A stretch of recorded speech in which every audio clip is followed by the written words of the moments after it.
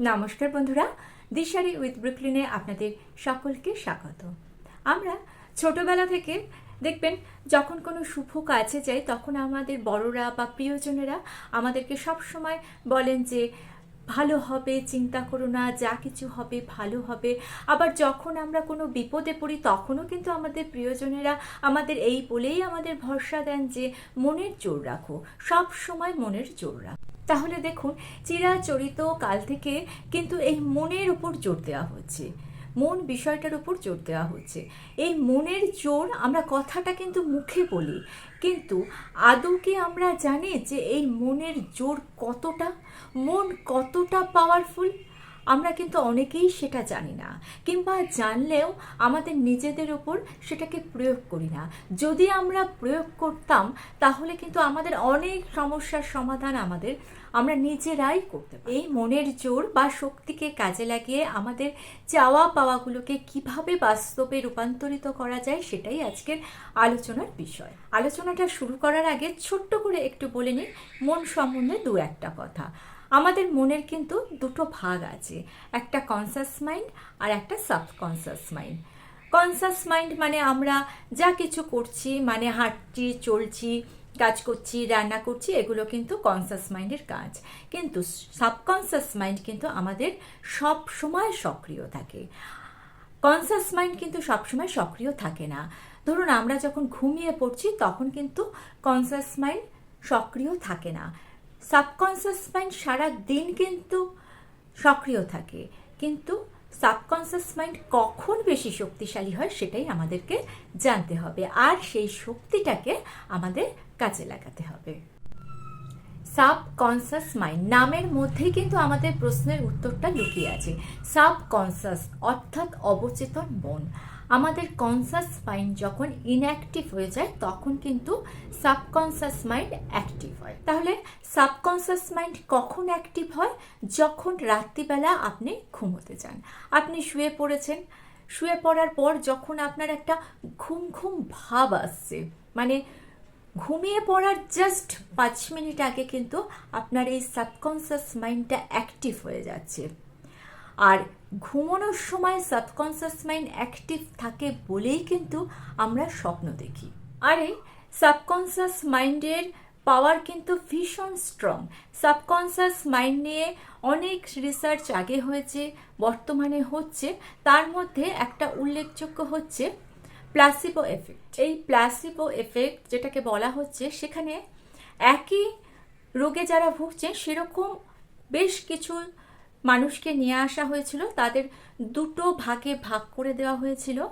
একটা দলকে সেই রোগের সবচেয়ে বেস্ট যে মেডিসিন সেই ক্যাপসুল দেওয়া হয়েছিল, আর আরেকটা ভাগকে একই ক্যাপসুল দেওয়া হয়েছিল, অর্থাৎ একই রকম দেখতে ওষুধ কিন্তু দেওয়া হয়েছিল। কিন্তু দ্বিতীয় দলটাকে যে ওষুধটা দেওয়া হয়েছিল তার মধ্যে, ক্যাপসুলের মধ্যে কোনো ওষুধ ছিল না, ছিল সুগার। অর্থাৎ একটা দলকে একদম সঠিক ওষুধটা দেওয়া হয়েছিল, আর আরেকটা দলকে দেখতে ওষুধের মতো কিন্তু ভেতরে ছিল সুগার।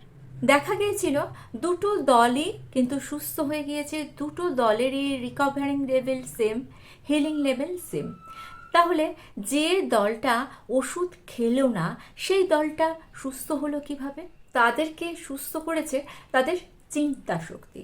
তারা তো নিজেরা জানে না যে তারা ওষুধটা খায়নি, তারা জানে তারা ওষুধ খেয়েছে, ওষুধ যেহেতু খেয়েছে তারা সুস্থ হবে, তারা পারফেক্ট ওষুধ খেয়েছে। এই যে মনের মধ্যে যে কাজটা হয়েছে যে আমি ওষুধ খেয়েছি, আমার অসুখ হয়েছে, আমি ওষুধ খেয়েছি, আমি এবার সুস্থ হয়ে যাব, এই চিন্তাটাই কিন্তু তাদের মনে কাজ করেছে, এবং এই কাজটা হয়েছে সাবকনসাস মাইন্ডে। আর এটাই হচ্ছে সাবকনসাস মাইন্ডের শক্তি। তাহলে চিন্তা করতে পারছেন, ওষুধ খেয়ে আর না খেয়ে দুটোরই এফেক্ট সমান হয়েছে। তাহলে সাবকনসাস মাইন্ডের মানে আমাদের মনের জোরের কতটা শক্তি সেটা ধারণা করতে পারি না আমরা। এখন আপনাদেরকে কটা টেকনিকের কথা বলবো যার মাধ্যমে আপনারা এই সাবকনসাস মাইন্ডকে কাজে লাগিয়ে জীবনের অনেক সমস্যার সমাধান করুন। দেখুন, সাবকনসাস মাইন্ড অবশ্যই পাওয়ারফুল, তবে পৃথিবীতে যত পাওয়ারফুল জিনিসই থাকুক না কেন তার একটা উইকনেস থাকে।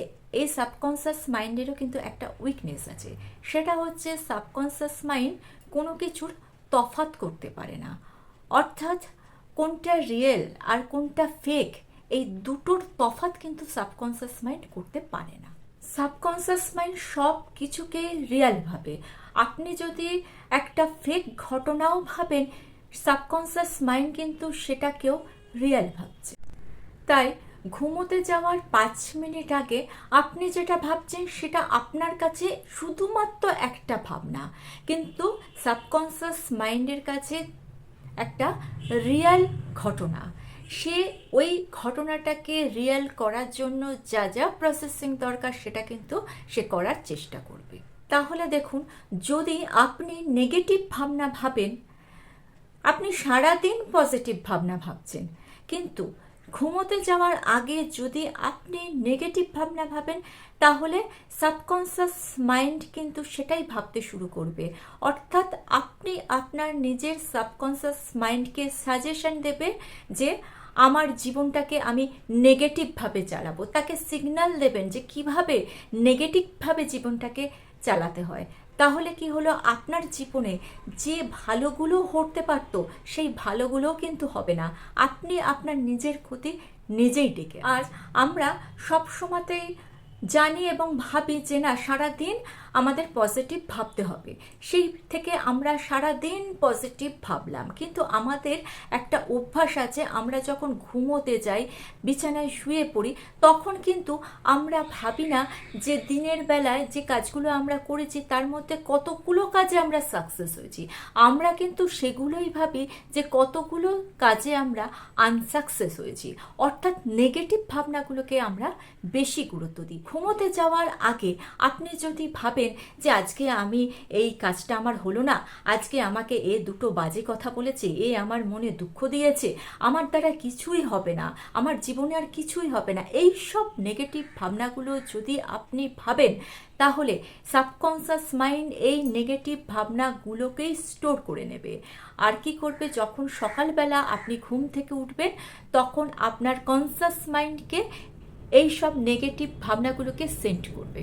ফলে কি হবে, আপনার মুড খারাপ হয়ে যাবে। এটা কিন্তু রিপিট হতে থাকবে, সারা দিন আপনি খিটখিটে মেজাজ হয়ে থাকবেন, আপনার কোনো পজিটিভ ভাবনা আপনি ভাববেন না, আপনি সব সময়তেই কাজের প্রতি একটা ক্লান্তি, একটা অনীহা নিজের মধ্যে বয়ে বেড়াবে। অনেক সময় কি হয়, অনেক সময় অনেক স্টুডেন্ট আছে যারা ভালো পড়াশোনা করছে, কিন্তু যখন পরীক্ষা দিতে যাচ্ছে তখন কিন্তু তার রেজাল্ট ঠিকঠাক আসছে না, কিন্তু সে অনেক পরিশ্রম করেছে। ব্যাপারটা কি হয়, ধরুন আপনি কোনো কম্পিটিটিভ এক্সামে গেছেন, কিংবা কোনো ভাইবা দিতে গেছেন, ইন্টারভিউতে গেছেন, সেখানে আপনি নিজেকে প্রিপেয়ার করেছেন, কিন্তু আপনার মন দুর্বল।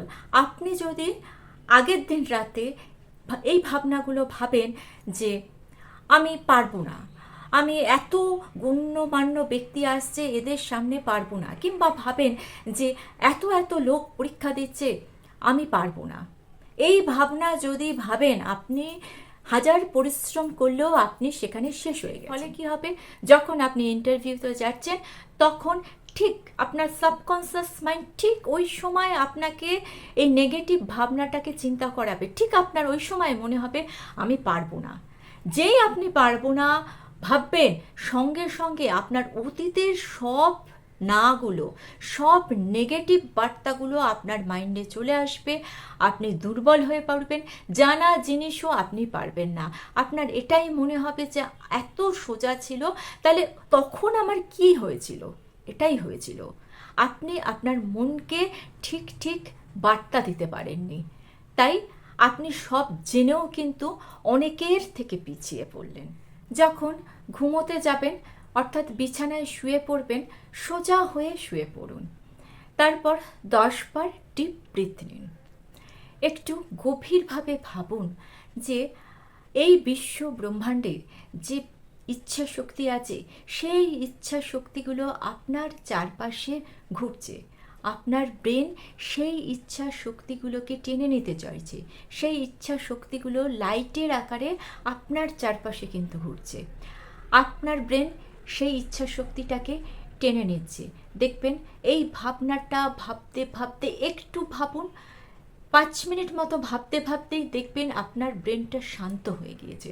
যখন ব্রেনটা শান্ত হয়ে যাবে তখন আপনি সেই ভাবনাগুলো ভাবুন, যে ভাবনাগুলো আপনি চান, যেগুলো আপনার আকাঙ্ক্ষিত। আপনি ভাবুন যে আমি পড়েছি, আমি পরিশ্রম করেছি, তাহলে আমি পারবো না কেন? আমার যোগ্যতা আছে, আমার চারপাশের মানুষগুলো আমার সঙ্গে আছে, তাহলে আমি পারবো, আমাকে পারতে হবে। এই রকমভাবে প্রত্যেক দিন রাতে আপনি জাস্ট 5 মিনিট এই ভাবনাগুলো ভাবতে ভাবতে ঘুমের কোলে ঢুলে পড়ুন। দেখবেন পরের দিন আপনি পজিটিভ এনার্জিতে ভরে গেছেন, সারা দিন আপনার ভালো কাটছে। আর এই রকমভাবে কিছুদিন চলতে থাকলে আপনি যেরকম পরিশ্রম করছেন ঠিক সেরকম ফল আপনি পাবেন। পজিটিভ ভাবনাগুলোকে আপনি আপনার মাইন্ডে সেট করে দিন। আপনি বলুন আমি সাকসেস পাবই, সাকসেস পাওয়ার মতো যোগ্যতা আমার আছে। হ্যাঁ, এ কথাটাও সঙ্গে সঙ্গে বলি, আপনি এত কিছু ভাবছেন, ভাবলেন যে আমার আর পরিশ্রম করার দরকার নেই, সেটা কিন্তু নয়। আমি কিন্তু একবারও এরম ধরনের কথা বলছি না। আমি যেটা বলছি সেটা হচ্ছে অনেক সময় এমন ঘটনা মানুষের সঙ্গে ঘটে যে মানুষ পরিশ্রম করেও তার উপযুক্ত ফল পায় না। অনেক পড়াশোনা করছে কিন্তু ফল পাচ্ছে না। সেই সব মানুষরা একটু পজিটিভ ভাবুন, দেখবেন আপনাদের সঙ্গে সব সময় ভালো হবে। ঘুমোতে যাওয়ার 5 মিনিট আগে এই পজিটিভ ভাবনাগুলো আপনি ভাবুন, দেখবেন পরের দিন সকালে আপনি চার্জ আপ থাকবেন, কারণ আপনার ঘুম ভালো হবে। যত ভালো চিন্তা করবেন আপনার ডিপ ঘুম হবে। ডিপ ঘুম হলে আপনি পরের দিন একদম সুস্থ থাকবেন, ক্লান্তি থাকবে না, আপনি কাজে এনার্জি পাবেন। ঘুমের 5 মিনিট আগে এই সাবকনসিয়াস মাইন্ডকে কাজে লাগিয়ে যদি আপনি নিজেকে স্ট্রং করে ফেলতে পারেন, অর্থাৎ মানসিকভাবে স্ট্রং করে ফেলতে পারেন, তাহলে কিন্তু আপনার চাওয়া পাওয়াগুলো আপনার হাতের মুঠোয় থাকবে। আর কখনো নেগেটিভ ভাবনা ভাববেন না। যেসব মানুষেরা নেগেটিভ কথাবার্তা বলেন দয়া করে তাদের থেকে একটু দূরত্ব বজায় রাখুন। যারা পরীক্ষা দিতে যান, ইন্টারভিউ দিতে যাচ্ছেন, তাদেরকে বলবো যে অযথা টেনশন মনের মধ্যে আনবেন না। টেনশন কিন্তু তখনই আসে যখন আপনি নেগেটিভ কথাবার্তাগুলো শোনেন। অনেক মানুষ আছে যারা সারাক্ষণ ওইসব নেগেটিভ ভাবনাগুলো, কথাবার্তাগুলো আলোচনা করছে, তাদের থেকে দূরে থাকবেন। তাদের থেকে দূরে থেকে নিজেকে চার্জ দেবেন এই বলে যে আমি পড়াশোনা করছি, না পারার কি আছে? কি এমন প্রশ্ন আসতে পারে যেটা পৃথিবীর বাইরে? আমি মাথা ঠান্ডা করে বলবো তাহলে আমি ঠিক পারবো। আর যেটা 2-1টা পারবো না তো পারবো না। সব কিছু যে মানুষ পারবে 100% যে পারফেক্ট হবে এমন তো নয়। আমি 100% পড়ে গিয়েছি, কিন্তু 95% আমি দিয়ে আসবো। এটাই থাকবে আপনার চাবিকাঠি। তাহলে বন্ধুরা, এবার থেকে ঘুমের 5 মিনিট আগে যেভাবে বললাম সেভাবে নিজেকে চার্জ দিন। নিজের মাইন্ডে পজিটিভ ভাবনাগুলোকে সেট আপ করুন। আপনার স্বপ্নগুলো সত্যি হবে। আর ভিডিওটা ভালো লেগে থাকলে চ্যানেলটাকে সাবস্ক্রাইব করে নিয়ে পাশে থাকা বেল আইকনটা প্রেস করে দিয়ে অল অপশনটা ক্লিক করে দেবেন। তাহলে যখনই নতুন কোনো ভিডিও আপলোড করব তার নোটিফিকেশন আপনাদের কাছে পৌঁছে যাবে। আজকে তাহলে এই পর্যন্ত। ভালো থাকবেন, সুস্থ থাকবেন।